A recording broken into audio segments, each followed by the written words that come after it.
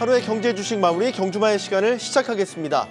뒷심이 아쉬운 날이었습니다. 초반에 상승세를 이어가지 못했고요. 오후장 들어서 상승분을 반납하더니 또 장 마감 직전에 큰 폭의 또 반납을 보여줬습니다. 자, 그래도 어닝 서프라이즈를 실현한 삼성전자가 1%대의 강세를 나타내는 등 실적 장세의 기세는 살아있는 날이었습니다. 화요일 경주마의 강력한 세 분들이 여러분을 기다리고 있습니다. 어서 나오십시오. 안녕하십니까? 안녕하십니까? 네. 자, 오늘 장 여러모로 해석이 가능할 것 같습니다. 장 초반에는 상당히 코스피, 코스닥 양시장 모두 괜찮은 흐름을 보였었는데 오후장 들어서 조금 뒷심이 딸리는 모습을 보였습니다. 최 대표님, 오늘 장 어떻게 보셨습니까? 일단은 좀 아쉬웠죠. 네. 말씀하셨던 것처럼 일단은 뭐 오후장 들어서서 원달러 환율 부분들에 대한 급등세가 좀 이루어지면서 일단은 뭐 차익 매물들이 좀 나오지 않았나라는 생각이 좀 들고요. 일단은 뭐 오전장 같은 경우는 일단은 뭐 나스닥에 대한 반등 흐름들 그리고 다우와 S&P 500 지수에 대한 그래도 나름대로 또 선방하는 모습들을 일단은 국내 지수에서 반영을 좀 했었던 상황들이었지만 일단 오후 들면서 주요 기업들의 실적 발표가 좀 이어졌던 것 같습니다. 하지만 거기서 이제 약간씩 에러가 나오는 종목군들이 좀 진행이 되다 보니까 주가에 대한 하락세가 좀 가파르게 좀 나오지 않았나라는 생각이 좀 들고요. 뭐 내부적인 모습들을 좀 보시게 되면 뭐 외국인들도 기관들도 그렇고 코스피 증시에서는 일단은 매수는 좀 들어왔습니다. 네. 그 부분들에 대해서는 일단은 긍정적이다라고 보시면 좋을 것 같고요. 뭐 2,700선 부근에서 일단은 뭐 올라가는 모습들을 좀 보여줬지만 최종적으로는 2,700선을 지키지 못했어요. 그러니까 숫자상으로 놓고 봤었을 때는 약간은 좀 아쉬운 부분들이 없지 않아 있기는 하지만 일단은 뭐 FMC를 앞돈 상태에서에 대한 전반적인 흐름들로 놓고 봤었을 때는 뭐 나쁜 시그널들은 좀 아니지 않았나라는 말씀 좀 드릴 수가 있을 것 같고요.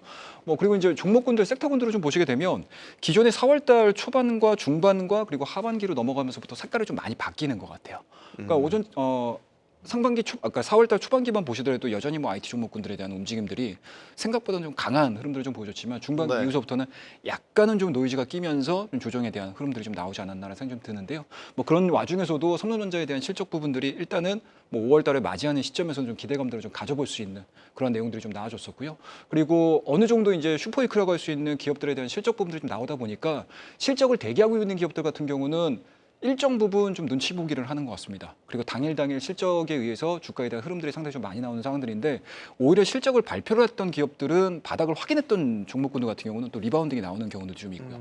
그리고 실적이 1분기 대비해서 2분기 실적이 좋아질 수 있는 기업들, 섹터군들에 대해서는 특히 이제 오늘 같은 경우는 화장품 네. 종목군들이 지금 연일 강세를 좀 보여주고 있거든요. 화장품과 이제 미용 기기 쪽 그리고 이제 오늘 특이했던 종목군들을 좀 보시게 되면 제약바이오 종목군들도 일단은 바닥을 확인하고 좀 올라오는 모습들이기 때문에 확실히 시장은 여전히 뭐 여러 가지 이제 매크로 상황들의 결정적인 뭔가 이제 타격점을 기다리는 시점에서 순환매 관점으로 좀 진행이 되고 있었다라고 보시면 좋을 것 같고요. 뭐 4월달 어찌됐든 뭐 좀 아쉬운 부분들로 좀 마무리가 되기는 했지만 그래도 5월달을 기대할 수 있을 만큼의 뭔가 시그널들은 좀 확인하지 않았나라고 생각을 하고 있습니다. 불이 동력 자체가 꺼지지는 않고 계속해서 갈 수 있다.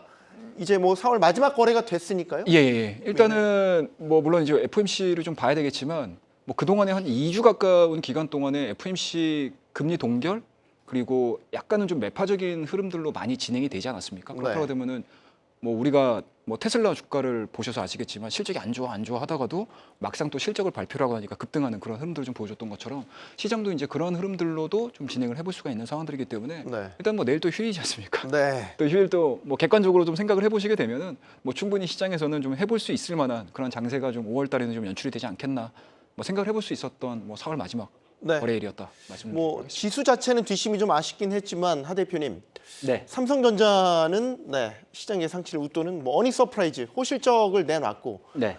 실적 장세의 기세는 계속해서 이어져 가고 있다. 이렇게 봐도 되겠습니까? 근데 실적이라는 게 보면 우리가 과거 데이터잖아요. 네. 예, 마크위츠의 효율적 시장 가설에 의하면은 약형이죠. 과거의 데이터죠. 과거의 데이터는 새로운 주가의 모멘텀이 되지 못한다는 건데, 근데 이거는 이제 그렇게 보면 돼요. 주가라는 것 자체가 사실 영속성이 있는 거잖아요. 그러니까 삼성전자는 4월 초순에 한번 잠정치를 발표했었고, 우리도 확정치 관점에서 6조 6천억의 실적을 보이면서 가장 주목을 받았던 반도체 부분에서 얼마 정도 나올까를 생각을 했었는데 1조 9천억 정도가 나왔거든요. 그리고 삼성전자의 큰 콜도 놓고 보게 되면 향후 2분기, 3분기로 갈 때 어쩌면 삼성전자 10만 원 리포트의 근거가 될 수 있는 24년도, 25년도 연간 40조 원 정도의 영업이익 전망치에 대한 그림은 그려놨어요. 근데 이제 시장 관점에서는 조금 투자가 입장에서는 답답한 거죠. 왜 그러냐 하면 삼성전자가 4월 초에 잠정치 발표할 때 주가가 8만 4, 5천 원 하다가 이제 4월 달에 장이 밀리면서 최근 7만 원대 중반까지 내려왔는데 오늘도 놓고 보면 외국인 투자가들이 매수는 합니다. 그러니까 매수를 하는데 실제적으로 그 액티브한 흐름이 아니죠. 그래서 시장 같은 경우는 아까 말씀했지만은 전체적으로 대형주 같은 경우는 실적이 잘 나온 기업에 대해서는 약간의 세론의 흐름이 좀 있고요. 그러니까 세론이란 게 뭐냐 하면 어떤 시장에서 보통 우리 주식시장에서 하는 이야기 아닙니까? 호재성 재료가 나왔을 때 오히려 이제 주식을 파는 걸 말하는 네. 거고. 그래서 조금 이따 다시 한번 삼성의 실적은 우리가 깊게 한번 리뷰를 하겠습니다만은 실적에 대한 반응하는 종목들의 강도는 조금 약했지 않나 볼 수가 있을 것 같고 다른 섹터를 놓고 보게 되면 좋은 것부터 말씀드리면 외국인들이 오늘도 환율은 좀 올랐거든요. 오늘은 1,380원대인데 아까 투자자별 동향을 보면 4월 한 달이 사실 한 200포인트 빠졌다가 지금 100포인트 정도 반등한 거 아니겠습니까? 근데 외국인 투자가들이 주식을 사긴 사는데 조금은 제가 볼 때는 결이 조금 바뀝니다. 오늘 전기전자하고 화학업종이 코스피에서 양매수였는데 전기전자는 오늘 오히려 LG노텍이라든지 삼성전기라든지 이런 쪽으로 들어온 힘이 되게 좋았고요. 화학 같은 경우도 어제와 오늘이 다른 게 어제 같은 경우는 중국 관련 화학 소비주들이 많이 들어왔었어요. 뭐 하나솔주도 마찬가지고 LG화학, 뭐 롯데정밀화학, 롯데케미칼이었는데 오늘의 화학은 오히려 화장품 대형주로 포함되는 화학주라든지 네. LG화학이라든지 SDI 쪽 이런 쪽으로 들어온다고 놓고 봤을 때는 실적 딱 놓고 봤을 때는 들어오는 섹터들은 실적이 부진할 것이라고 해서 빠졌다가 큰 콜에서 약간 장밋빛 희망을 주는 섹터 쪽으로 돈이 좀 들어와 있고 오늘 뭐 보면 이제 다른 좀 많이 올랐던 종목들 같은 경우는 방산주도 그럴 수 있습니다만은 약간의 세로는 성격이 좀 강했기 때문에 그런 흐름을 정리를 해봤고 근데 네. 이게 계속 될 것 같냐고 생각할 때 그렇지 같지는 않습니다. 오늘이 이제 우리나라 최대 실적 발표일이기 때문에 네. 아마 연휴 보내고 나면 이제 대형주의 야란 이런 세론 이슈 자체는 점차 완화될 것 같습니다. 네. 오늘 섹터별로 보면은 방산주가 네, 최근 흐름이 괜찮았다고 오늘 한화 에어로스페이스의 네, 실적 때문에 확 꼬꾸라져서 전체가 좀 찬물을 끼얹는 듯한 형국이 됐습니다. 네, 그 얘기를 포함해서 시장 흐름을 오늘 말씀드리면, 네. 그러니까 이제 그 5월 2일 날 FOMC 발표가 있고, 그 네. ISF 제조업 지표 이제 그런 주요 지표 발표가 있다 보니까 또 내일 또 휴일이지 않습니까? 그래서 오늘 아마 좀 차익을 좀 하고 가고 싶은 욕구가 좀 있는 상황이었는데 마침 이제 전임 미 의장이 강해서 오늘 갭으로 떴습니다 시장이.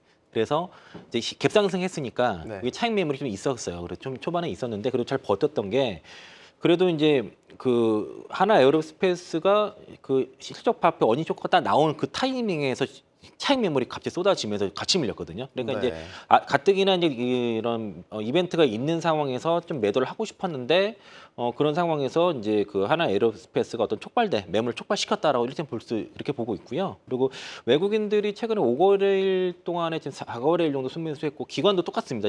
그 5거래일 또 4거래일 정도 순매수를 했는데 네. 특이한 게 지금 그 금리가 딱 하락할 때는 외국인이 여지없이 삽니다. 그러니까 최근에 금리 그 피크를 찍고 밀렸거든요. 네. 떨어지는 날은 외국인들이 들어오더라. 그러니까 지금 굉장히 금리에 민감하게 반응하고 있고 4월달에 그 좀 그동안 많이 올랐던 종목들, 뭐 반도체 소보장 쪽에서는 차익매로 나오고 반대로 이제 업황이 턴라운드 되면서 실적이 개선될 것으로 예상되는 쪽으로는 저가 매수가 들어가고 또 이제 그동안 많이 눌려 있었던 종목과 섹터 쪽으로 매수세가 분산되는 흐름이 최근에 좀 나타나고 있는 상황이고요. 지수 모양으로 보시면은 그 추세대가 딱 만들어졌습니다. 코스피 코스닥 보면은 그 3저점, 그 3중 바닥을 잡고 이런 식으로 상승 추세대를 만드는 상태에서 저점 찍고 다시 올라가는 모습이기 때문에 뭐 2,700이든 2,700 깨졌던 의미가 별로 없다고 생각 들고 지금은 이제 제가 말씀드렸던 4월달 조정 그리고 5월달에 반등을 말씀드렸는데 그게 진행 중이다, 이제 시작이 됐다라고 말씀드리겠고요. 다만 이제 5월달에 좀 만약에 강한 반등이 나왔을 때는 6월달에 좀 조심을 해야 되기 때문에 5월달에 시장이 생각보다 강한 경우에는 좀 차익을 하고 가셔도 필요가 있겠다라고 좀 말씀드리고 싶고 오는 특징은 외국인의 선익물 동시에 매수하면서 보면 K탑 30이라는 지수가 있어요. 그러니까 코스피 네. 지수 말고 K탑 30, 그러니까 최근에 30이 안에 있는 종목이 더 셌다는 거죠. 네. 삼성전자라든가 뭐 LG 에너지솔루션, 삼성 SDI, 삼성 바이오로직스, 셀트리온 이런 종목들. 그래서 이제 오늘은 그 중간급에 있는 그런 지수의 중간 30위권 밑에 있는 종목들이 좀 그동안 좋았었는데 그런 것도 부러졌던 게 확실히 많이 올라간 종목들은 차익과 그리고 그렇지 않았던 종목들 간의 이제 섹터 로테이션, 순환매가 지금 시작이 됐다라고 볼 수 있겠습니다. 네. 그러니까 내일 휴장을 앞두고 개인 입장에서도 한 번쯤 이제 쉬어가는 타임을 대비하기 위해서 그동안 실이익 났던 것들은 오늘 좀 차익 실현한 부분도 수급의 흐름상 보면 나타났다라고 보시는 거고. 자, 오늘 역시 가장 주목해볼 뉴스는 삼성전자 실적이 아니었나 싶습니다.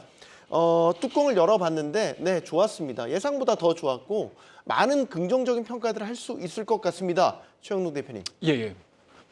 일단은 뭐 아무래도 그 동안에 좀 묶여 있었던 메모리 가격에 대한 상승 부분들, 그 다음에 뭐 이익 개선 자체가 지금 확인이 된 시점이기 때문에 일단은 실적에 대한 우려감들은 어느 정도 좀 내려놓지 않았나라는 생각이 좀 들고요. 뭐 물론 이제 앞서서도 말씀하셨던 부분들이 좀 있죠. 뭐 과거에 대한 데이터, 1분기 실적이 좋다 하더라도 2분기와 3분기, 4분기까지 이어지는 실적 자체가 조금 다소나마 시장에서에 대한 기대치를 좀 놓친다라고 하게 되면 지금 시장에서 나오고 있는 10만 원, 11만 원대, 뭐 높게 보는 뭐 증권사 같은 경우는 12만 원대까지도 좀 보고 있는 것 같기는 한데 네. 일단은 그 꿈을 좀 이루고자 한다라고 하게 되면 어찌됐든 HBM 시장 내에서의 물량 공급이 빠르게 좀 이루어져야 된다라고 보시면 좋을 것 같습니다. 하지만 이제 일단은 뭐 컨퍼런스 콜을 통해 가지고 일단은 뭐 긍정적인 뷰들을 좀 많이 내보내는 것 같습니다. 그렇다고 되면은 가장 HBM 시장 내에서 후발주자로서 뛰어든 상황에서 그리고 엔비디아가 이제 본격적으로 이제 하반기에 공급이 좀 이루어질 수 있는 가능성들을 열어주고 있는 상황들이고요. 그리고 물량에 대한 흐름들 자체가 지금 7%대가 증가가 된다라고 하게 되면 매출액 부분들이 한 20% 정도 증가가 된다는 얘기도 좀 있습니다. 네. 그런 부분들이 차근차근 시기적으로 좀 보여주고 데이터적으로 좀 보여준다라고 하게 되면은 뭐 지금 구간 저는 개인적으로는 나쁘지 않은 가격대라고 생각을 하고 있어요. 그러니까 지난 시간에도 저희가 삼성전자를 얘기를 했었을 때 77,000원과 75,000원 정도 부근에서는 거의 뭐 안전마진으로까지 내려오지 않았나 생각이 들고요. 뭐 물론 이제 시장에 대한 전반적인 흐름들을 좀 지켜보시면서 지수가 뭐 아무리 뭐 지수 자체가 5월달에 뭐 지켜주지 못한다라고 하게 되면 삼성전자 나홀로 독주할 수 있는 상황들은 아니거든요.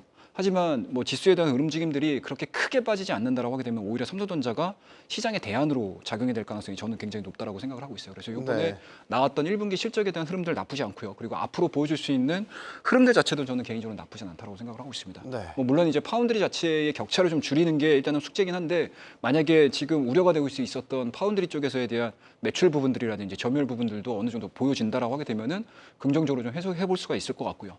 그와 더불어서 1분기 쪽에서 뭐 저는 개인적으로는 뭐 메모리 쪽이 워낙 다들 좋게 평가를 했었던 부분들이었으니까. 근데 이제 핸드셋 부분인데 핸드셋 부분들이 그동안에 그렇게 실적을 많이 못 내줬었거든요. 근데 요번에 S24를 통해 가지고 어느 정도는 좀 맞춰줬어요. 그렇다면 후속작에 대한 기대감들까지 감안을 해서 보자라고 하게 되면은 저는 개인적으로는 지수를 버틸 수 있는 힘 자체는 삼성전자에 나오지 않겠느냐라고 생각을 하고 있는 상황들이기 때문에 1분기 실적은 뭐 저는 개인적으로는 반등의 트리거의 시작점이지 않을까라는 생각이 좀 들고요. 그리고 계속적으로 이어지는 뭐 이제 메모리 가격에 대한 부분들을 좀 계속 체크를 해본다라고 하게 되면은 다른 종목군들과 다른 섹터에 대비해서 삼성전자는 아마 외국인과 기관에 대한 매수세는 뭐 이어질 가능성이 높습니다. 그리고 물론 이제 4월달 초반에 아마 수급 현황들을 쭉 열어서 보시게 되면은 그렇게 강하지 않았어요. 생각보다 강하지 않았습니다. 외국인들에 대한 매도세가 오히려 조금 더 큰 모습들도 많이 보여줬었는데 네. 오히려 한 7만 원대 중반 가격대에서는 외국인들도 어쩌됐든지 간에 매수세가 좀 가담이 되고 있는 상황들이기 때문에 뭐 저는 개인적으로 7만 5천 원대를 하단 라인으로 보시면서 대응을 하시는 것도 뭐 좋은 전략이지 않겠느냐라고 생각을 하고 있습니다. 네, 오늘 종가 기준으로 이제 1% 넘게 올라서 77,500원에 예. 거래를 마감했습니다. 앞으로의 실적 부분을 전망을 조금 더 해보면요, 부장님. HBM에 대한 얘기를 안 할 수가 없는 상황입니다. 그러니까 8단은 양산에 들어갔고 12단도 2분기 안에 양산을 시작할 거다. 지금 뭐 HBM 경쟁이 가장 뜨거운 감자로 부상했기 때문에 이 부분을 어떻게 봐야 되겠습니까? 그러니까 삼성전자 실적 발표 내용은 사실 제가 그 업계에서 들었던 얘기랑 사실 상당히 일치하는 것 같거든요. 네. 그러니까 메모리 쪽은 좋다. 다만 이제 그 파운드리 쪽이 안 좋다고 했는데 이제 파운드리는 적자가 나은 것으로 보여지고요. 그 HBM을 포함한 이제 반도체 쪽이 좀 올라오는데 그 지금 삼성전자에서 얘기하는 게 8단, 그러니까 HBM3E죠. 그 8단은 네. 이제 초기 양산이 시작을 했고 업계 최초로 12단은 이제 샘플 공급이 시작이 돼서 이제 하반기에 어떤 수요를 좀 기대를 하는 모습인 것 같고요. 그리고 이제 인상 깊었던 거는 이제 AI라는 되는 얘기를 상당히 많이 하고 있습니다. 삼성전자가 이번에 보면 네. 특히 이제 그 AI 그 수요로 인해서 기업용 SSD 수요가 좀 증가를 하고 있고 그리고 또 이제 기업용 SSD 수요가 뭐 연간으로 80% 증가를 예상을 한다라고 얘기를 해서 네. 사실 보면은 삼성전자를 직접 투자하는 것보다 그 낸드 쪽에 소재를 공급하는 업체들한테 투자 포인트가 있겠다라는 생각이 좀 들었고요. 네.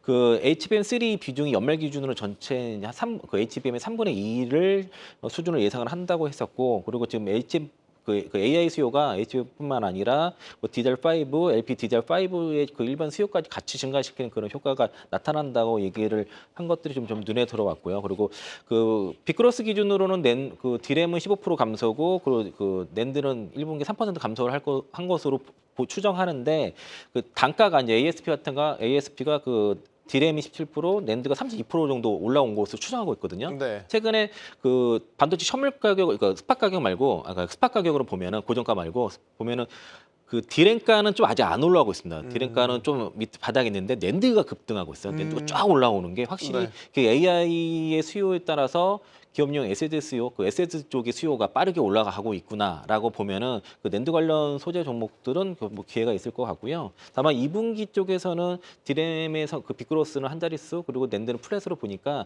아마 2분기 쪽에서는 낸드 쪽의 수요 종목들은 다소 좀 조정이 보이는 게 오늘 뭐 솔브레인이라든가 이런 종목들이 좀 하락폭이 컸던 게 이런 그 영향이 있던 것으로 좀 생각이 드는데 여전히 뭐 그 삼성전자가 FCBM 쪽에서의 지금 공급을 좀 자신하고 있다 보니까 뭐 여기에 대한 기대감은 뭐 살아 있다라고 네. 좀 볼 수 있겠습니다. 하창무 대표님, 그래서 삼성전자에 대한 어떤 투자 전략을 짜는 데 있어서 오늘 이런 의견도 주셨어요. 지금이 단기 고점, 그러니까 단기 그 바닥을 형성했다라고 보고 오늘 종가 부근에서 들어가셨다고 하시는 우리 시청자들도 계셨었고, 네. 아마 이제 확정 실적이 나왔으니까 증권사에서도 아마 목표 주가 조정이 이제 순차적으로 있을 것 같아서 네. 하 대표님은 어떻게 보시는지 지금 삼성전자 주가 그리고 이 삼성전자를 바라보는 투자 전략 어떤 식으로 짜야 되는 게 맞다고 보시는지 의견을 여쭙고 싶습니다. 네, 목표 주가는 보통 포워드 EPS를 기준으로 하기 때문에 아마 많은 증권사들이 이제 삼성전자의 목표 가격은 올릴 수밖에 없을 겁니다. 네. 올려야 되는 게 맞는 거고요. 근데 이제 주가 그거는 이제 증권사 목표 가격에 대한 의미가 되는 거고, 왜냐하면 보통 애널리스트가 이제 유니버설 종목 자체가 실적이 확인될 때마다 이게 업데이트를 해야 되는 거니까 네. 6조 6천억이라는 숫자 자체가 말씀하신 대로 낸드 쪽에서 30% 이상의 이제 평균 판매 단계가 올라갔고, 요게 이제 AI와 연결됐을 경우에는 사실 낸드 폭에 대한 증가 폭이 1조 9천억이라는 약간 상당히 좋은 데이터를 보여준 거거든요. 근데 이거는 정말 잘 나온 겁니다. 왜 그러냐면 반도체가 작년 4분기 때 2조 원 정도 적자였고 작년 1분기 때가 적자가 어느 정도였냐면 4조 5천억이었어요. 그러니까 4조 5천억 대비해서는 한편 놓고 보면 뭐 플러스 2조 정도가 나온 거니까 금액으로 놓고 보면 플러스 6조의 효과가 나오기 때문에 생각보다 이 낸드 가격 상승보다 실적 더 좋게 나왔습니다. 네. 그리고 앞으로도 삼성전자도 HBM이라는 흐름 자체는 이제 우리가 생각할 때 하나의 멀티플이 되는 거고 내용만 보면 높게 좋은데 이거를 내가 지금 사야 되냐고 묻는다면 이 투자가마의 성향마다 다른데 저는 이렇게 생각을 합니다. 저는 삼성전자에 대해서 조금 매수하는 시기는 조금 더 미룰 것 같습니다. 제가 미루신다. 지난 시간도 말했지만은 굳이 이 가격의 주가가 저점일 필요는 없는 거예요. 더 저점을 더 낮게 그렇죠. 할 수도 그러니까 제가 있다라는 말을 왜 말씀이세요? 다른 이유가 뭐냐면 네. 이제 삼성전자라는 기업은 우리나라 코스피 25%를 차지하는 그룹이고 그렇게 놓고 이 삼성전자의 주가를 핸들링하는 투자가들은 대부분 외국인 투자가들이에요. 그러니까 외국인 투자가들은 아까 우리 이차원 부장님이 그런 말씀을 하셨지 않습니까? 미국의 국채 금리가 조금 주춤할 때 외국인은 주식을 사더라. 네. 그런 메커니즘으로 보게 된다면 지금 외국인 투자가 입장에서는 4월 달에 정시는 좀 안정화 될지 모르겠지만은 국채 금리라든지 환율이라든지 이런 관점에서는 본격적인 베팅을 할 자리가 아니거든요. 그런 관점에 놓고 봤을 때는 삼성전자라는 기업 자체가 너무 지금 현재 수준만 놓고 보면 싸다는 거죠. 제가 예전에 그런 말씀을 드렸습니다. 성장주는 싸면은 고점이다 그래요. 비싸야 저점이거든요. 그러니까 무슨 말이냐면 지금의 삼성전자는 실적만 놓고 보게 되면 너무 싼 거예요. 6조 정도를 보였다 그러면. 네. 그러면 거꾸로 해석하게 되면 싸기 때문에 굳이 이걸 롱텀 플레이로 들어온 자금들은 지금 안 삽니다. 예, 제가 뭐 가격을 예단할 수는 없습니다만은 시장 관점에서도 좀 궤를 맞춰봐야 되고 아까 저는 이창환 부장님하고 조금 다른 게 뭐냐면 막연하게 4월이 나빴기 때문에 5월이 좋을까지는 그 생각을 하지는 않습니다. 제가 생각하는 거는 5월 달은 아마 매크로 지표가 어느 정도 완충하는 과정이 좀 필요할 거라 생각을 하거든요. 그래서 큰 자금 관점에서는 미국 증시도 가만 놓고 보게 되면 뭐 엔비디아라든지 이런 게 기업들이 주가는 올라왔는데 액티브하게 올라가지는 않았지 않습니까? 그럼 모든 판단은 여자 투자분들의 몫이겠지만은 삼성전자라든지 우리가 큰 주식들은 굳이 지금이라는 시점에 대해서는 조금 더 제가 볼 땐 최소한 4월 달 CPI가 발표될 5월 중순까지는 2주 정도만 좀 기다려보는 것도 어떨까 그 생각을 하고 있습니다. 두 분께 다시 마이크를 돌려야 되겠는데요. 예. 이거는 다른 의견이 분명 있으실 것 같아서 최 네, 대표님. 일단은 FOMC를 좀 봐야 될 것 같기는 해요. 네. 개인적으로는 일단은 뭐 파월 의장, 그러니까 아마 어제까지 관련된 내용들을 좀 보시게 되면 6월 금리 동결은 당연하게 지금 확정이 거의 뭐 픽스가 된 상황이고요. 네.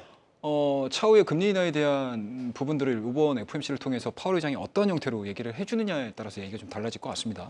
만약에 파월 의장이 생각보다는 좀 유연한 자세를 좀 취해준다라고 하게 되면은 우리가 좀 걱정을 했었던 채권 금리가 지금 4.7까지 올라갔다 좀 밀리고 있는 상황이지 않습니까? 네. 인계치가 저는 4.5로 보거든요. 4.5가 진행되는 과정에서 S&P 500과 나스닥 다우 지수가 어느 정도 적정 수준으로 조정을 받았어요. 근데 4.7이 넘어간 상태에서 다우나 나스닥이나 S&P 500이 지금 리바운딩이 좀 되고 있었거든요. 그런 측면에서 놓고 보게 되면 시장은 어느 정도 좀 반영이 되지 않았나라는 생각이 좀 들고요. 제가 그리고 시황적인 얘기를 해드릴 때 지수가 올라가야 된다라고 하게 되면 과연 어떠한 상황들이 연출이 돼야 되느냐라고 질문을 했었을 때 항상 드리는 말씀이 금리 인하가 없더라도 자신감 있게 올라갈 수 있는 섹터들이 나와야 된다. 업종에서 기업들이 자신감을 얻어가지고 좀 올라가야 된다라고 얘기를 했는데 그 부분들이 일단은 뭐 엔비디아로 확인이 된 것 같아요. 저는 개인적으로는. 그러니까 엔비디아에 대한 주가 흐름들이 상당히 좀 좋고요. 그리고 물론 이제 엔비디아가 뭐 계속 올라갈 것 같지는 않겠지만 뭐 적정 수준으로 5월달에도 엔비디아에 대한 흐름들이 좀 나와준다라고 하게 되면은 뭐 자연스럽게 외국인들은 우리나라 증시를 살 수밖에 없고요. 그리고 우리나라 증시를 사야 된다라고 하게 되면은 반도체 중심으로 들어올 가능성이 높습니다. 그렇다고 되면은 5월달 한 초중반서부터 해서는 반도체 소부장들의 실적들이 나오거든요. 근데 얘네들이 꺾일 거예요, 아마. 그러니까 오늘도 보시면 아시겠지만 일부 종목군들 같은 경우 코스닥 종목군들에서 굉장히 큰 폭의 하락세를 보여줬습니다. 이게 지금 실적이 안 나와서 그렇거든요. 근데 만약에 얘네들이 실적이 다 반영이 되고 주가에 대한 조정 부분이 나왔었을 때 삼성전자가 버텨주는 과정, 그리고 엔비디아하고 뭐 AMD도 오늘 밤에 실적이지 않습니까? 적정 조정 받은 상태에서 다시 올라간다라고 하게 되면은 충분히 삼성전자도 뭐 8만 원대를 다시 볼 거고요. 그리고 최근에 보여줬던 8만 5천 원대도 다시 진행이 될 가능성이 높기 때문에 일단은 시장이 빠져도 삼성전자를 봐야 될 것 같고요. 그리고 시장이 올라가도 삼성전자를 꼭 보셔야 되는 종목이지 않을까 개인적으로 생각을 하고 있습니다. 조금 더 공격적 투자 성향을 상대적으로 봤었을 때 보이는 건 최 대표님이 좀 보이시는 것 같고 하 대표님은 조금 한 템포 정도 더 좀 지켜보고 그 다음에 타이밍을 보자라고 말씀하시고 물론 이제 뭐 제 이야기를 하다 보면 왜 이렇게 삼성전자를 싫어하시는데 아니 뭐 그렇게 오해 안 합니다. 저는 싸게 사고 싶은 거예요. 그러니까 삼성전자라는 기업은 우리가 어떻게 보기에는 장기 투자를 보는 관점에서도 최저점에 잡고 싶은 욕심이 있는 거고 네. 한 번 사면 최소한 3개월 이상은 들고 가겠다는 거거든요. 그래서 제가 굳이 최근에 7만 원대 중반에서 삼성전자에 대해서 좀 중요주를 말씀드리는 건 뭐냐면 일단 큰 이벤트가 실적 발표나 이벤트가 있는데 이게 지나갔고 만약에 삼성전자 주가를 다시 파는 시점을 저한테 조금 더 구체적으로 묻는다면 예를 들어서 저는 여기서 한 번 더 레벨업을 시켜준다면 엔비디아의 주가가 오른 건 사실입니다만은 엔비디아의 주가를 날아가게 보낼 수 있는 이벤트가 5월 마지막 주에 있단 말이에요. 그게 엔비디아의 실적 발표입니다. 네. 하이닉스, 삼성전자가 HBM 12단을 2분기에 양산을 하고 퀄테스트를 하든 안 하든 간에 그게 중요한 게 아니라 저게 중요하죠. 거기에 이제 임팩을 줄 수 있는 거는 엔비디아의 실적 발표에서 다시 주당 $5를 훨씬 뛰어넘는 순이익과 상당히 자신 있는 가이던스를 보여줘야 되는 거거든요. 근데 그때까지는 최소한 3주간의 시간이 있기 때문에 너무 주식을 짧게 보는 건 아닙니다. 3주간의 시간에는 많은 변동이 생긴다는 거죠. 그런 관점에서는 아까 제가 말씀드린 실적을 발표한 굳이 오늘이겠느냐에 대해서는 한 번 더 보겠다는 겁니다. 그렇게 보는 게 좋을 것 같습니다. 네. 부장님. 그러니까 제가 그 크게 보면은 이제 2분기랑 3분기의 그 글로벌 증시 자체를 괜찮게 보거든요. 네. 그 이유 자체가 이번에 그 미국의 그 경제 그 GDP가 좀 쇼크가 나왔지 않습니까? 그게 이제 그 미국 1분기 때 이제 미국 정부가 그 기획적 미국 정부가 그 재정을 좀 덜 풀어서 그런 거거든요. 이게 딱 그 재정 품만큼 경제 성장이 나오는 그러니까 미국도 이제 소비에 의해서 경제 성장이 되는 게 아니라 재정 지출에 의한 소비로 그 경제 성장이 나오는 그런 구조로 바뀌는 바람에 지금 그 옐런 입장에서는 지금 어쨌든 미 대선 준비하다 보니까 1분기 때 돈을 최대한 아끼고 2분기, 3분기 돈을 최대한 풀려는 지금 전략을 지금 그 계획을 잡고 있기 때문에 2, 3분기 때 시장에 돈이 많이 풀릴 거예요, 미국 시장에서. 그래서 그게 이제 금리가 높든 낮든 간에 시장에 돈이 풀리기 때문에 일단 시장 올라갈 가능성이 높다라고 보면은 미증시 오면 우리 증시도 견조할 겁니다. 그런데 그런 관점이고요. 두 번째는 그 5월 달에는 그 기술 종목보다 개별 종목장인 경우가 많이 그 경험칙적으로 많았습니다. 네. 그래서 이제 그 삼성전자라든가 이런 그런 대형주보다는 좀 개별 종목들의 모멘트 있는 종목들이 올라갈 것 같고 또 납폭과대 종목들이 바닥에서 올라가는 패턴들이 5월 달에 많이 보였기 때문에 많이 이제 그동안 눌렸던 뭐 2차 전지라든가 아니면은 다른 그 여러 가지 섹터들이 좀 매수가 들어올 거고요. 뭐 2차 전지를 굳이 말씀드리면은 지금 포스콜링스라든가 삼성 SDI, SK온 등의 이제 실적 발표들이랑 콩콜 내용들을 봤을 때 또 GM도 포함해서 봤을 때는 충분히 그동안에 좀 우려를 불식할 만한 그런 내용들이 콩콜들이 많이 담겨져 있습니다. 특히 이제 SK온도 삼성 SDI는 투자 더 늘리겠다 하고 있고 SK온 같은 경우도 지금 노이즈 될 만한 것들 다 불식을 상당히 시켰거든요. 그리고 GM도 올해 실적 가이던스를 이제 20만 대, 30만 대를 그대로 유지하고 오히려 더 상향할 수 있다라고 했기 때문에 지금 뭐 주가 많이 빠진 상태에서는 오히려 좀 매수하는 그런 긍정적인 이슈가 있어서 저는 그래서 5월달 시장 상당히 괜찮다. 다만 이제 6월달 다가올 때는 좀 5월달에 상승이 강할 때는 아까 말씀드린 것처럼 일부 좀 차익 실현을 하고서 5월달, 6월달 준비하는 것도 괜찮을 것 같다라고 의견 드리겠습니다. 네. 또 다른 반도체, 뭐 SK하이닉스의 경우에는 오늘 직접적인 이슈는 아닌데 주 거래처라고 알려진 파두에 대한 금융감독원과 검찰의 압수수색이 있었습니다. 이게 사실 파두 같은 경우는 뭐 일명 뻥튀기, 뭐 상장 의혹을 받고 있어서 현재 수사를 지금 받고 있는 거죠. 이게 어떤 변수로 작용할 거냐, 최 대표님? 일단은 어느 정도로 심각하게 봐야 될까요? 크게 신경 안 써도 될까요? 예, 사안은 아닐 거라고 생각을 하고 있습니다. 일단 네. 뭐 파도와 관련된 스토리들 자체는 이미 뭐 알려져 있죠. 뭐 알려져 여러 있는 차례 사안- 다루기도 예, 했고요. 그렇습니다. 네. 그렇게 그 부분에 대해서 이제 하이닉스가 과연 용인을 했느냐 안 했느냐에 대해서 이제 검사 수사가 들어간 건데 일단은 뭐 주가를 흐름들을 좀 보시면 아시겠지만 뭐 좀 자극적인 뭐 단어들이 항상 많이 나오지 않습니까? 그런 측면에서 놓고 봤었을 때 SK 하이닉스가 가질 수 있는 뭐 도의적인 책임들은 있을 수도 있겠지만 뭐 기업의 밸류라든지 이런 부분들에 있어서 그러니까 큰 흐름들로 놓고 봤었을 때 뭐 노이즈로 작용될 가능성은 오늘 하루로 좀 끝나지 않았나라는 생각이 좀 들고요. 네. 다만 이제 파두의 뭐 히스토리를 좀 보시면 아시겠지만 좀 너무한 측면이 없지 않아 있어요. 일단은 뭐 실적 자체를 1,200억 정도 예상을 네, 했었는데 다들 깜짝 놀랐죠. 예, 거기에 네. 터무니없는 뭐 실적이 나와줬었고요. 그리고 5,900만 원. 예, 그리고 기업 네. 설명서를 냈었을 때의 타이밍들을 좀 보시게 되면 충분히 자기네들이 내보낼 수 있는 매출액과 영업이익을 예상을 할 수 있었음에도 불구하고 이거를 수정하지 않고 내보냈다는 거에 대해서는 일단은 뭐 시스템에 대한 부분들 수정을 해야 되는 게 뭐 일단은 뭐 가장 큰 문제다라고 생각이 좀 들고요. 뭐 이런 부분들을 제외시키고 나서는 SK 하이닉스에 직접적인 영향을 미치기에는 다소 너무 좀 작은 노이즈가 아닐까라고 생각을 하고 있기 때문에 혹시라도 뭐 이런 상황들로 인해서 SK 하이닉스가 영향을 받을 거라고 생각하시는 분들 같은 경우는 약간 그 크기를 좀 줄이시는 것도 뭐 좋은 생각이지 않을까 네. 하고 있습니다. 너무 확대 해석할 필요는 없다라는 의견을 주신 것 같고 이 IPO와 관련된 잡음도 있습니다. 지금 오랜만에 IPO 대여라고 지금 평가를 받고 있는 HD 현대마린솔루션 다음 달 8일에 지금 유가증권 시장에 상장할 예정인데 자 이게 또 쪼개기 상장 논란이 일어났습니다. 하 대표님 어떻게 봐야 될까요? HD 현대 주가가 많이 빠져가지고요. 뭐 저거 상장한다 이제 거래소에서 안 박는데 어떡하겠어요? 뭐 이거 뭐 그렇죠. 이게 사실 네. 맞는 말씀입니다. 한국에 있는 이 중복 상장의 이슈가 되는 거니까 뭐 한편을 놓고 보면 HD 마린솔 이번 이제 청약에서는 되게 많이 몰렸더라고요. 왜냐하면 올해 상장 24년 기준으로 조 단위의 규모가 되는 거니까. 그리고 이제 작년 9월달에 9월이죠. 우리나라가 상장일 당일날 상한가 제도를 400%까지 확대하다 보니까 공모만 하게 되면 작은 수량이라도 첫날에 뭐 50% 100% 나올 수 있지 않겠냐 보는 거고 또 회사만 짚고 놓고 보면 사실 그렇게 나쁜 건 아니에요. 이제 왜냐하면 2017년도에 HD 현대가 이제 물적 분할한 회사 아니겠습니까? 그래서 네. 주로 하는 비즈니스 같은 경우는 뭐 선박의 통합 유지라든지 보조, 뭐 보수, 개조 또는 디지털 솔루션을 말하는데 제가 보니까 이게 최대 주주 지분율이 62%인데 HD 현대가 그래서 공모를 할 때 구주 매출 절반, 신주 절반에서 445만 주씩 각 890만 주를 공모를 하는데 제가 생각할 때는 쪼개지 상장 이슈를 떠나가지고 공모에 청약하신 분들은 오히려 주가 상승 측면에서는 조금 좋은 쪽으로 갈 수가 있는 겁니다. 그리고 근데 이거는 논점이 쪼개기 상장이냐에 대한 논란보다는 한편으로 바라보는 관점에서는 이제 올해 들어서 최대의 상장이 되는 거고 주가 이제 청약하신 분 입장에서는 어느 정도 그래도 상장의 첫날에 대한 기대 요인은 좀 있지 않나 저는 그렇게 생각하고 있습니다. 네. 근데 결국 이제 모회사인 HD 현대 주주들 입장에서는 네. 네. 가치 하락에 대한 걱정을 하시는 거죠. 이런 영향으로 오늘 주가도 많이 빠졌고요.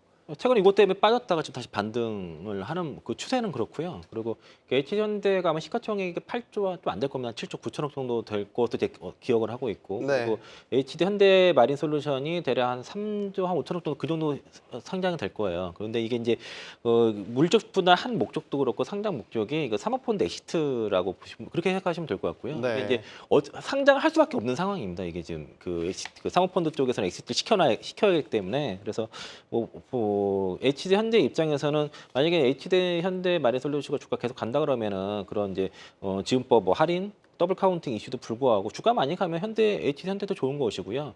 주가 빠지면 안 좋은 것이죠. 그래서 HD 현대 마린솔루션의 향후 주가 흐름에 따라서 그 가치는 변할 것이고 청약하신 분들은 뭐 잘 하신 것 같습니다. 그래서 주가 상승 충분히 기다리고 있을 것 같아서 최근에 이런 그 상장주만 노리는 그런 사모펀드가 또 많이 유행입니다. 그래서 네. 거기에 이제 자산을 뭐 10억씩 이렇게 넣으시더라고요. 그 투자자분들이. 그래서 상장 첫날 그러니까 공모 물량 많이 받고 상장 첫날 팔고 나오는 그런 움직임들이 좀 보여지고 상장 첫날에 그 매매가 막 이루어지다 보니까 상장 그 청약하신 분들은 상장 첫날에 잘 파시면 좋을 것 같습니다. 네.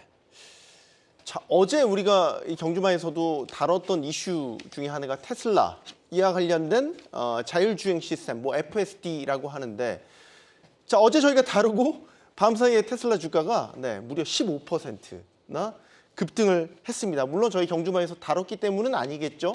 라고 하지만 다뤄서 그런가라고 착각을 하고 싶기도 한데, 어쨌든 이 머스크의 중국 방문 효과가 상당한 것 같습니다. 이게 15%가 테슬라가 올랐던 게 제가 숫자로 기억이 잘 안 나요.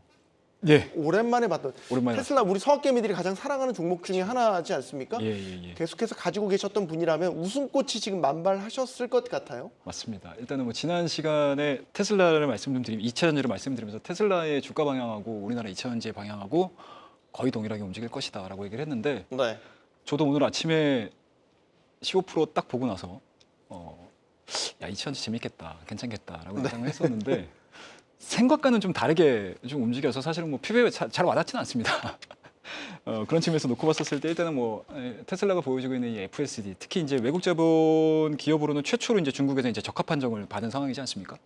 근데 이게 좀 아쉬웠던 부분들이 제 개인적인 뭐 의견이긴 하지만 좀 아쉬웠던 부분들이 테슬라가 그냥 일반적인 상황들을 가지고 15%에 대한 급등 흐름들을 좀 보여줬다고 하게 되면은 저는 개인적으로 되게 좋았었을 것 같아요. 근데 이게 지금 어찌됐든 중국과의 협업이 이루어진 거지 않습니까? 네. 그런 측면을 놓고 봤었을 때 왜 2차전지 관련된 종목군들을 움직이지 않았을까에 대한 고민들을 한번 해보고요. 그리고 중국이 과연 이 테슬라에게 이러한 이제 뭐 영업 환경이라든지 그리고 뭐 규제라든지 이런 부분을 다 풀어준 상태에서 과연 중국은 무엇을 얻었을까? 어디까지 얻었을까? 뭐 이거에 대한 고민들도 좀 해볼 수 있을 것 같고요. 그리고 왜 이렇게 민감한 시점에서 일론 머스크는 이 중국 쪽으로 넘어가서 사업 전개를 굉장히 강하게 하고 있는 것인가? 이 부분들에 대한 고민들을 좀 해보게 되면 오히려 변수는 더 많아진 것 같아요. 저는 개인적으로는. 그런 측면을 놓고 봤었을 때 일단은 뭐 긍정적으로 뭐 테슬라를 직접적인 이제 투자를 하고 계시는 분들 입장에서는 야 테슬라 드디어 해내는구나라고 생각할 수도 있겠지만 그 외적인 뭔가 이제 영향력들을 놓고 봤었을 때는 정말 많은 변수가 좀 생긴 그런 이제 사건이 아닐까라고 저는 개인적으로 생각을 하고 있습니다. 2차 전지의 진심이신 우리 이창원 부장님께 같은 질문을 드릴게요. 왜 오늘 우리 2차 전지는 같이 동조화되지 않았을까? 원래 동조화되지 않았습니다. 동조화된 날이 많았잖아요. 그러니까 왜요? 테슬라 주가가 급락했을 때 2차 전지가 안 빠진 날도 있었고요. 오히려 상승한 날도 있었고 테슬라 주가 급등했는데도 안 올라간 날도 많았기 때문에 그러니까 단기적으로 어떤 방향성은 좀 비슷하긴 한데 그렇게 막 항상 일치하지는 않아요. 그래서 좀 동조화되지 이런 날. 그리고 그 내일 시장인데. FSD 이슈는 저 뭐 자율주행 관련 이슈기 때문에 사실 테슬라만의 그 이슈죠. 그러니까 테슬라 관련 주식 올랐다고 해서 오늘 자율주행 관련 종목도 급등을 했는데 사실 상관은 없거든요. 그러니까 테슬라의 뭐 전기차에 대한 P라든가 Q가 올라가는 이슈는 아니고 단순히 저걸로 인해서 이제 밸류에이션이 올라가는 거겠죠. 그리고 지난주에 이제 테슬라 쪽에 대한 이것도 그렇게 긍정적인 의견을 드리지 않았는데 다만 테슬라 투자하신 분들은 전기차 회사를 보는 게 아니라 뭐 AI라든가 이런 자율주행 그런 쪽에 로봇이라든가 이런 쪽에 포커스를 두고 투자하는 거기 때문에 그쪽을 보고 투자하시는 거는 괜찮다. 하지만 전기차 회사로서 투자하는 거는 매력이 없다라고 말씀드렸던 것이고요. 그리고 지금 중국에서 만약에 이렇게 자율주행이 그 허가를 받아서 활동한다고 했을 때는 대부분 이제 테슬라에서 시장에서 중국에 판매되는 차량들은 중국 배터리를 많이 쓰는 경우들이 많이 있기 때문에 네. 그러니까 이제 국내 업체들하고 크게 상관이 없다고 보시는 게 맞다고 보고 있습니다. 네. 또 의외로 되게 냉정하게 판단을 또 해 주셔서. 아니 근데 맞는 말씀이 저 자막은 잘못 나간 거예요. 테슬라 FSD하고 전기차 부활하고 뭔 관련이 있어?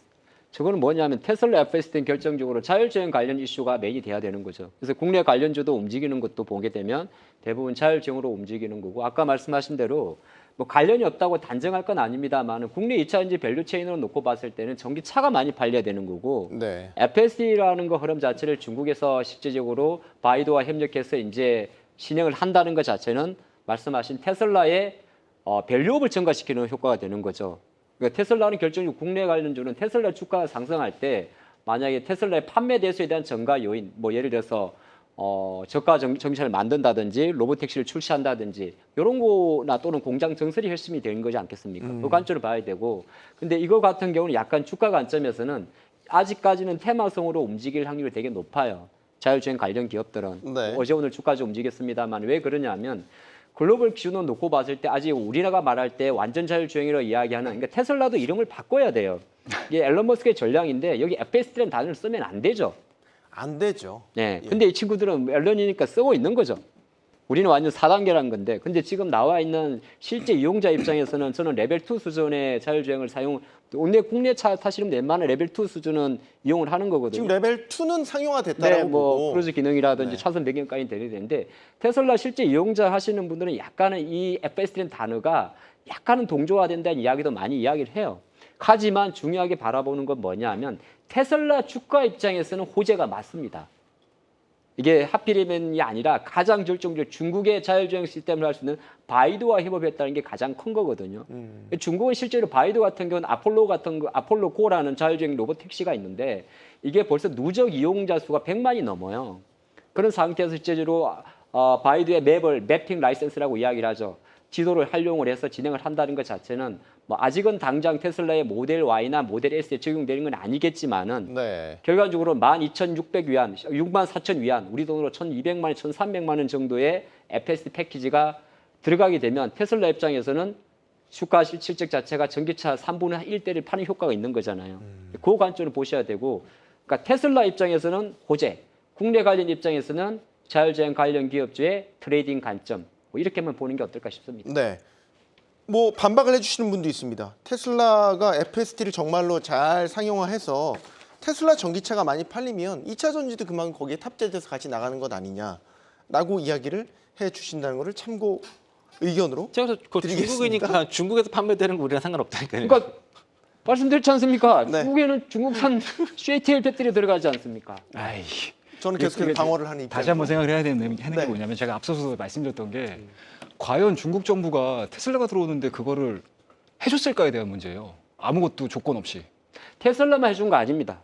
이번에 그 라이센스를 내준 거는 중국의 바이두라든지 기타 전기차 회사 다 열어줬습니다. 외국계 기업 중에서는 테슬라가 유일하지 않습니까? 그렇죠. 그런 측면에서 놓고 봤었을 때 왜 중국 정부가 이렇게 민감한 시점에서 테슬라에 대한 허가를 때려주냐 이거죠. 그리고 또 마침 일론 머스크가 왜 그렇죠. 중국을 방문했냐. 자, 그리고 그림들 실적이 테슬라 퍼즐들이 맞춰져 가는. 자, 테슬라가 실적 발표하기 이전에 이틀 전에 이미 인도에 방문하겠다고 했었어요.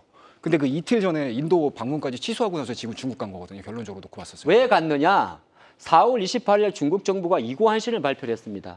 바로 중국 정부가 경기 부양을 위해서 중국의 전기차와 가전제품에 대해서 보조금 지급을 한 시점이 있는 거죠. 그리고 지금 시점 기준으로 볼 때 중국이 4월 28일부터 상해 오토쇼를 개최를 했습니다. 그러니까 중국의 자동차 박람회와 주말에 중국은 이구환신을 발표를 하게 되고 거기에 아까 말씀하셨듯이 중국 입장에서도 민감한 관계가 맞긴 맞습니다만은 중국산 모델 Y와 모델 3에 들어가는 배터리는 CATL 거기 때문에 중국 입장에서 크게 저는 손해 볼 게 없다고 생각을 합니다. 그러면은 인도 총리 같은 경우는 이거 진짜 국제적인 결례거든요. 이미 인도 총리 같은 경우는 테슬라 일론 머스크를 만나겠다고 했었는데 네. 이틀 전에 지금 파기를 하고 실적 발표 자율주행 믿어라라고 얘기를 했었던 부분들인데 그리고 바로 나서 지금 중국으로 간다라고 하게 되면 인도도 나름대로 테슬라 입장에서는 굉장히 큰 시장이거든요. 그런 측면 놓고 봤었을 때 과연 이거를 단순하게 생각할 수 있는 내용들은 아니라고 저는 생각을 합니다. 일단은 제가 그런 게 여러 아니라 의견들이 나오고 있는데. 우리 제 별로 댓글을 못- 통해서도 못- 다양한 의견들을 예. 주시면 너무 좋겠습니다. 오늘 연장 방송 가자라는 의견이 나왔습니다. 시간이 부족하기 때문에 이 의견을 갖고 연장 방송 PD님 가능합니까? 10분 남았다고 네, 빨리 끝내주셔서 하나만 더.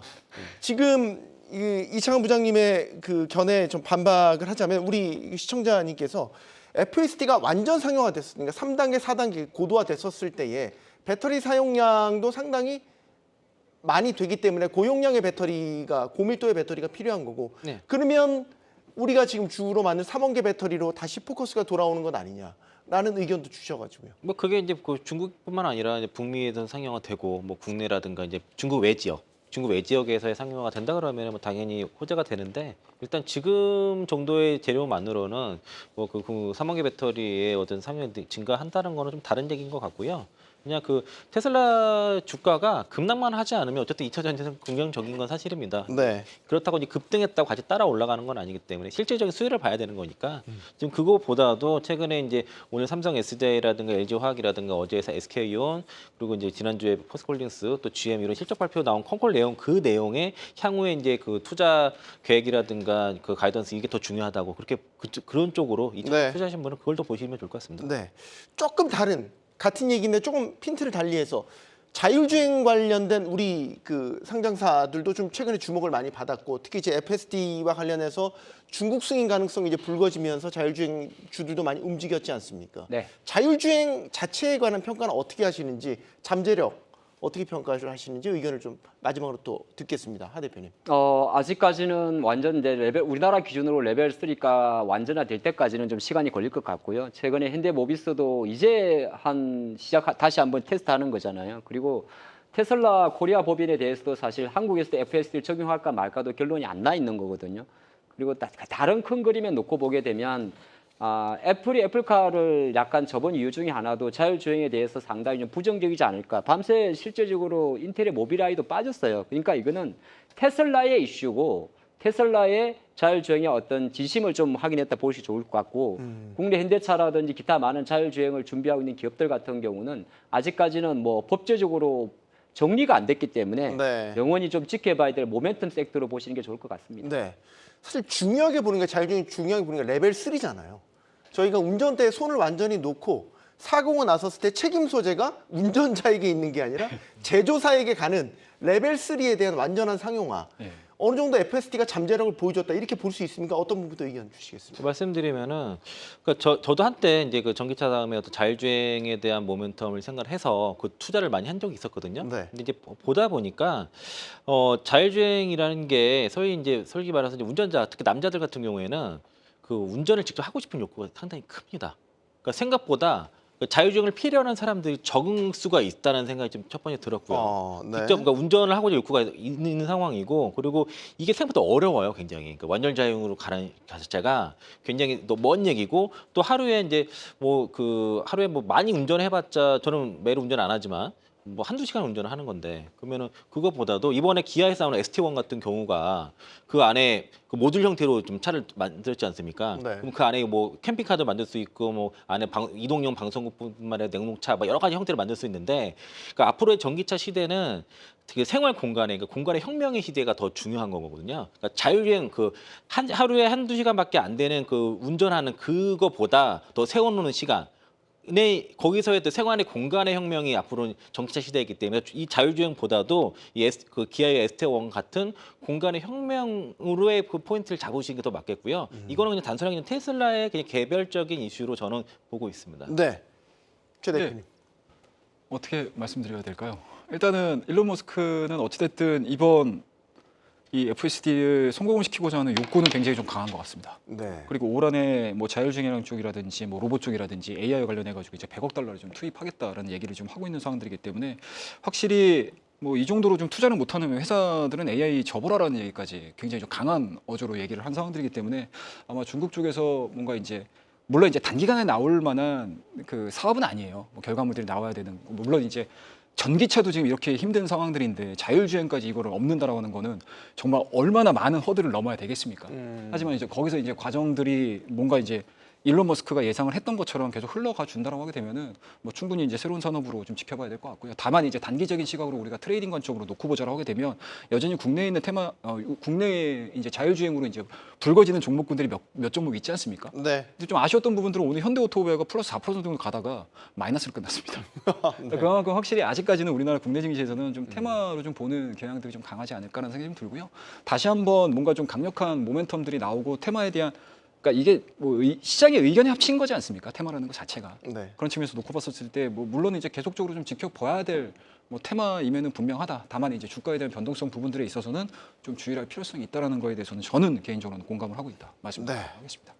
테슬라가 저희를 이렇게 뜨겁게 그러니까 짧게 만들었습니다. 말씀드리면 네. 현대오토모는 그냥 오늘 컨센 실적이 안 나와서 네. 컨센 하회해서 그런 거고요. 그리고 테슬라 입장에서는 그 FSD를 이제 개발자 버전을 본 사람들이 기술이 굉장히 뛰어나고 호평을 하고 있기 때문에 이 앞으로 FSD 같은 경우는 테슬라 주가 입장에서는 상당히 긍정적으로 가능성이 높다라고 좀 보고 있습니다. 네. 저희들의 반박과 재반박을 보시면서 많은 힌트들을 얻으셨기를 저희는 간절히 바라고 있습니다. 자, 4월의 마지막 거래가 끝났습니다. 이제 내일 하루 쉬면 이제 저희가 5월로 넘어갑니다. 이제 5월장에 대한 여러 이슈들이 있어서 마지막을 이걸로 저희가 준비를 했습니다. 하 대표님, 네. 4월장 좀 어떻게 돌아보셨는지 개인 차원에서 정말 어려운 장이었고 4월이 네. 이제 5월은 좀 나아질 건지 마지막으로 견해를 좀 여쭙겠습니다. 지금까지 주식이 쉬웠던 날은 한 번도 없었고 어려운 날도 항상 어려웠던 것 같습니다. 그래서 네. 5월 달도 어려울 건데 항상 지금 그렇게 생각을 합니다. 정신은 항상 어렵다. 근데 이제 5월은 장 전략을 생각하게 되면 저는 이제 소외받았던 종목들의 반등을 좀 많이 생각을 합니다. 힘의 분산이라는 건데 생각보다 자금의 어떤 루트를 보내줄 수 있는 이벤트가 몇 가지가 연초에 있습니다. 아까 우리가 FMC 이야기됐습니다만 네. 당일날 똑같이 발표되는 거 하나가 국내 2차 전지 밸류 가이드라인이거든요. 물론 네. 구체적이는 않겠지만은 그 자금의 성격에 따라서 외국인들이 4월 달처럼 3월 달처럼 삼성전자에 정말 집중할지 거기 좀 빼고 금융주라든지 아니면 과연 또 많은 약간 1차와는 달리 제조사에 대한 밸류 프로그램의 참여 유도라든지 코스닥에 대한 그런 흐름이 있기 때문에 네. 생각보다 5월 달은 종목 장세에서는 조금 유연한 그림으로 갈 수 있지 않나 저는 그렇게 보고 있습니다. 예. 최 대표님. 예. 네. 4월 반성과 함께 5월 전망 좀 해주시죠. 뭐 4월 달은 일단은 시장이 좀 많이 빨리 달려왔죠. 그리고 금리 인하에 대한 기대감들을 사실은 작년 연말부터 너무 시장에다가 얘기가 좀 많이 나왔던 상황들이었기 때문에 네. 좀 숨고르기 국면이 좀 필요했었던 시기가 좀 4월 달이었다라고 말씀드릴 수가 있을 것 같고요. 이제 5월 달을 바라보는 시점에서는 저는 개인적으로는 작년도 9월 달과 10월 달에 대자뷰만 안 일어나면 좋겠다. 어떤 의미에서 그러니까 대자비율을? 작년도 9월 달과 10월 달을 보시게 되면은 거의 시장이 폭락을 했었거든요. 네. 그러니까 지금과 같은 거의 패턴이 똑같습니다. 9월 초반부터 해서 주가가 밀렸다가 이제 10월 달로 넘어가는 과정에서 한 절반 정도 되돌린 이후에 10월 달에 이제 급격하게 지금 하락을 하면서 이제 11월 달에 반등세가 이어지면서 미국 증시나 우리나라 증시가 동반해서 상승을 했었거든요. 예. 근데 그때 당시의 흐름하고 지금 4월 달 마지막 주에 들어오면서 리바운드가 어느 정도 보여주는 거지 않습니까? 하락 부분에 이제 50% 정도 되돌린 상황들인데 이 부분들이 10월 달에 대자뷰로 일어날 것 같지는 않다라고 저는 개인적으로 생각을 하고 있습니다.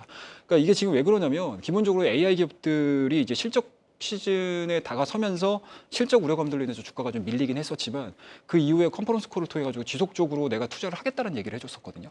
그러니까 쉽게 말씀드려서 어느 누구도 내리고 싶지 않다는 얘기예요. 이 AI 이 판도 내에서. 네. 그러니까 지금 이게 뭐라고 해야 되나요? 돈 싸움이 되는 거죠. 쉽게 얘기해서.